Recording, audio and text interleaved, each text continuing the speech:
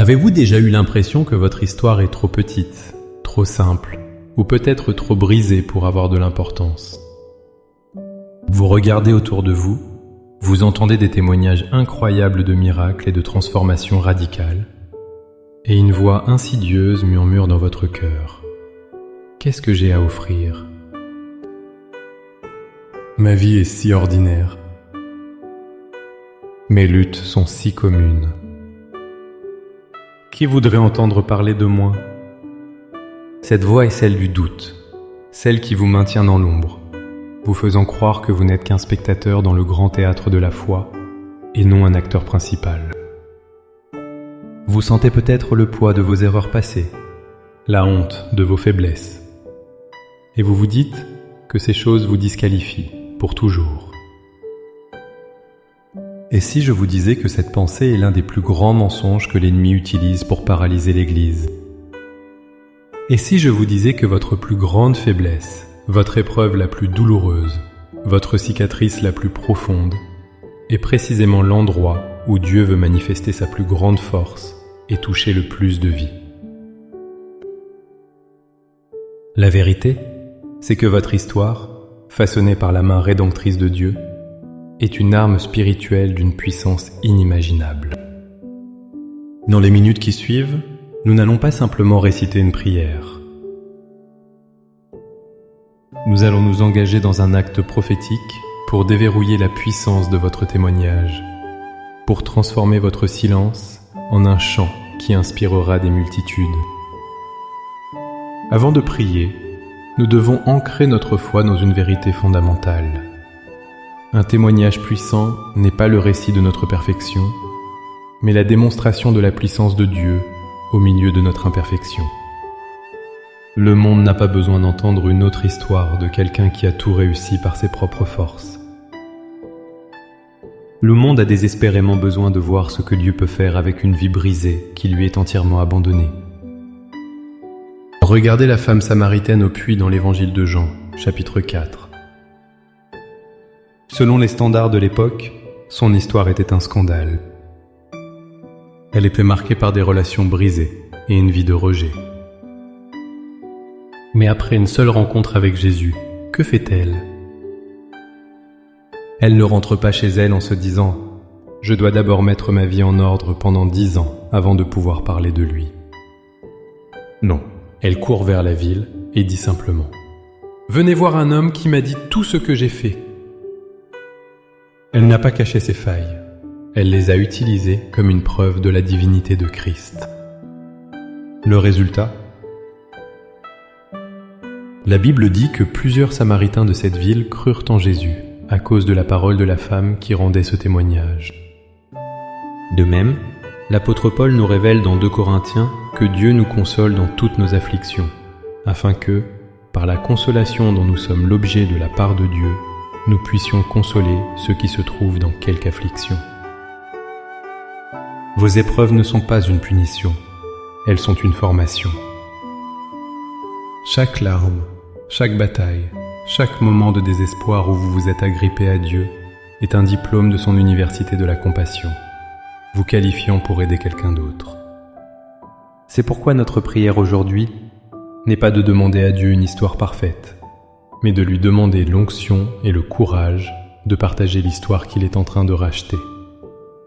Maintenant, le cœur rempli de cette assurance, approchons-nous du trône de la grâce. Ne récitez pas seulement ces mots, mais laissez-les jaillir du plus profond de votre être. Priez avec moi.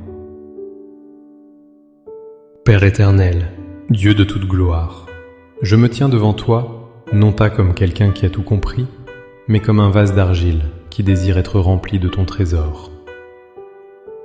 Je reconnais que ma vie, avec ses joies et ses peines, ses victoires et ses cicatrices, est la toile sur laquelle tu veux peindre ta grâce et ta rédemption, pour que le monde entier puisse la voir. Je viens à toi aujourd'hui pour te consacrer mon histoire.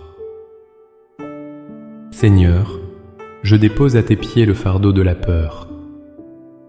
Je renonce à la crainte du jugement des hommes, à la peur de ne pas être assez éloquente ou assez parfaite.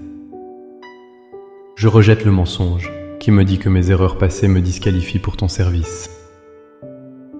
Je me libère du poids de l'insignifiance et du venin de la comparaison. Je ne regarderai plus mon parcours à travers le filtre de la honte, mais je te demande de me le révéler à travers le prisme de ta puissance et de ta miséricorde.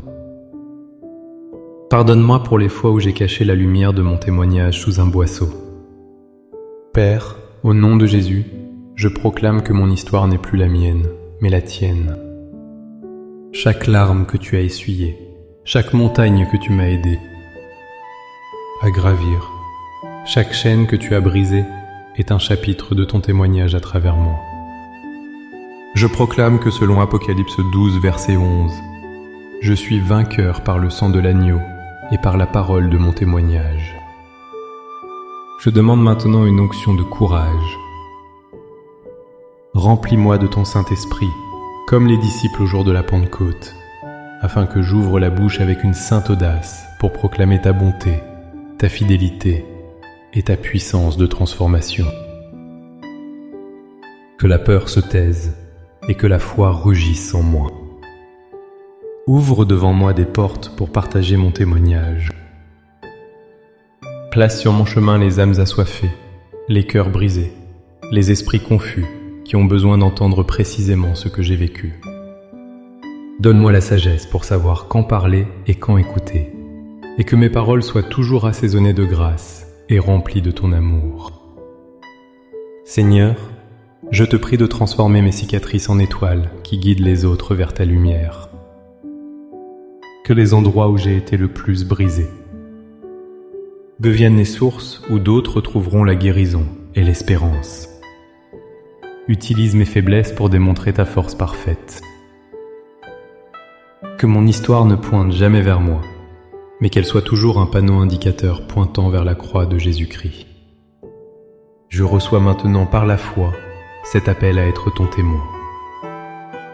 Je ne suis plus une victime de mon passé, mais un messager de ton espérance.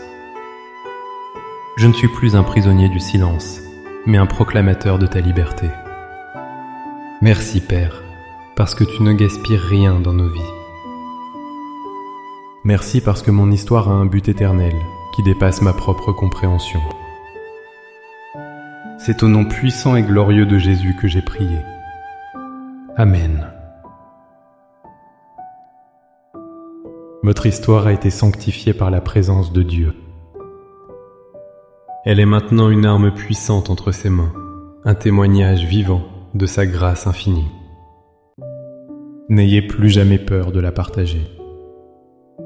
Commencez petit, avec une personne, et regardez Dieu multiplier son impact.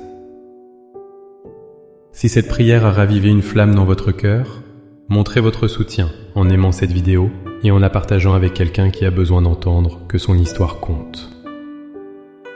Abonnez-vous pour continuer à fortifier votre foi avec nous.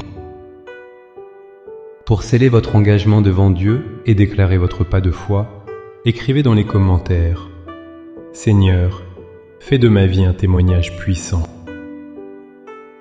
Chaque commentaire est une proclamation de victoire sur le silence. Que la grâce du Seigneur vous remplisse d'une sainte audace. Soyez bénis.